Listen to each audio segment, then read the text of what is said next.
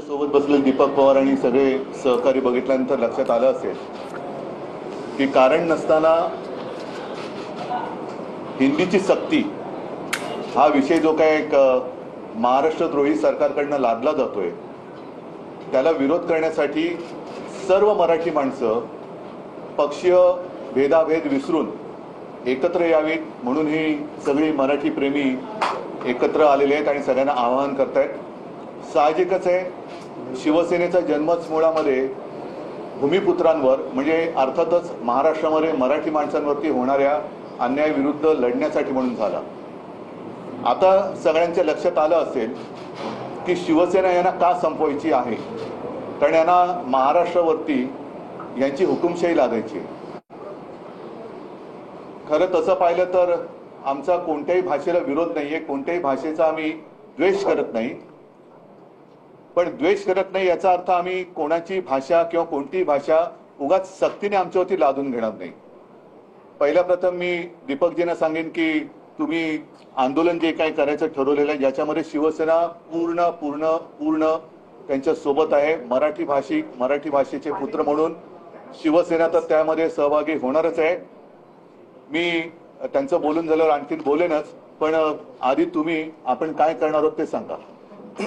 नमस्कार आणि सगळ्यांचे आभार मानतो। मी आज शिवसेना पक्षप्रमुख उद्धवसाहेब ठाकरे यांना आम्ही शालेय शिक्षण अभ्यास आणि कृती समन्वय समितीचे जे सगळे पदाधिकारी आहेत आम्ही सगळे साहेबांना आज भेटायला आलो होतो। काल आमची भेटीची वेळ ठरली। या भेटीच्या दरम्यान संजय राऊत साहेब, विनायक राऊत साहेब, अभ्यंकर साहेब आणि हे सगळी मंडळी हजर होती। या भेटीच्या दरम्यान आम्ही गेल्या 2-2.5 महिन्यांमध्ये ज्या प्रकारचं आंदोलन महाराष्ट्रभरामध्ये नागरी समाजातल्या चळवळींनी उभं केलंय त्याच्याबद्दलचा तपशील आम्ही उद्धवजींना सांगितला। त्यावेळेचा त्यांचा पहिला प्रश्न असा होता की हिंदीला किंवा तिसऱ्या भाषेच्या सक्तीला आपला विरोध आहे, हे आता सर्वदूर लोकांच्या पर्यंत गेलेलं आहे। यानंतर आपल्याला काय करायचंय आणि कार्यक्रम काय असणार आहे हे तुम्ही लोकांशी बोला किंवा आमच्याशी अगोदर बोला आणि या प्रकारच्या कार्यक्रमाबद्दल बोलून नंतर कोणत्याही परिस्थितीत तिसऱ्या भाषेची सक्ती, जिला सरकार सोपं करण्याच्या दृष्टीने हिंदीची सक्ती असं म्हणतंय, ती पूर्ण घालवण्याच्या दृष्टीने शिवसेना पक्ष पूर्ण ताकदीने आमच्यासोबत उभा राहील अशा प्रकारचं शब्द उद्धवजींनी दिलाय। 2 कार्यक्रम आम्ही त्यांच्याशी आज चर्चा करताना त्यांच्यासमोर सांगितले।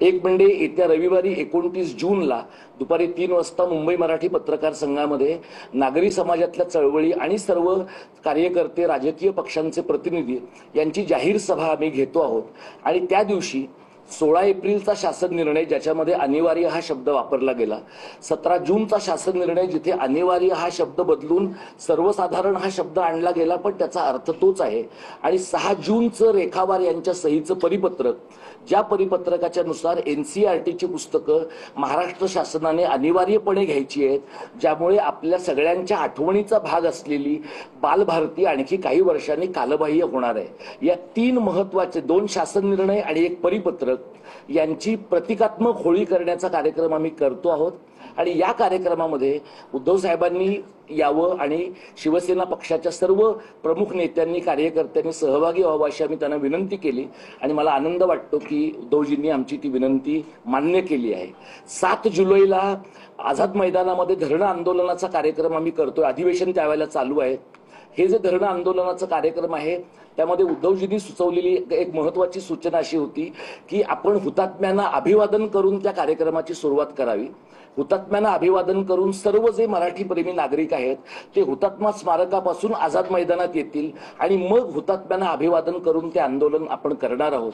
आमचा प्रयत्न असा आहे की विधिमंडळामध्ये शिवसेना पक्षाचे, मवियाचे जे सगळे लोकप्रतिनिधी आहेत ते सगळे विधिमंडळातली सगळी आयुधं वापरून याबद्दल सहकार्य करतील आणि ज्या प्रकारच्या गोष्टी महाराष्ट्राच्या राजकारणामध्ये घडवून आणण्याच्या काही गोष्टी होताना आपल्याला दिसत आहेत किंवा संघ भाजप परिवाराच्याकडनं रेशीम बागेतनं हिंदी हिंदू हिंदुस्थानचं कथन संपूर्ण महाराष्ट्रात पोहोचवण्याच्या त्यांच्या कारस्थानाचं हत्यार, सांस्कृतिक कारस्थानाचं हत्यार म्हणून जर हिंदी भाषा वापरली जात असेल तर आम्ही कार्यकर्ते ह्या बाबतीत अत्यंत स्पष्ट आहोत की या प्रकारच्या कारस्थानाचा भाग म्हणून होणाऱ्या हिंदीच्या अंमलबजावणीला आम्ही विरोध करत आहोत आणि आम्हाला आनंद आहे की उद्धवजी गेल्या बराच काळ ज्या या प्रकारच्या अघोषित हुकुमशाहीच्या बद्दल बोलतायत ती अघोषित हुकुमशाही आम्हाला हिंदीच्या अंमलबजावणीमध्ये किंवा तिसऱ्या भाषेच्या सक्तीमध्ये पण दिसते.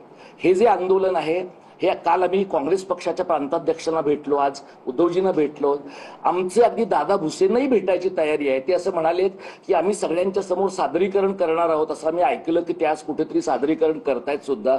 आम्ही पण त्यांच्यासमोर प्रतिसादरीकरण करून त्यांचा हा निर्णय महाराष्ट्राच्या दृष्टीने कसा आत्मघातकी आहे हे त्यांना आणि उभ्या महाराष्ट्राला समजावून सांगणार आहोत.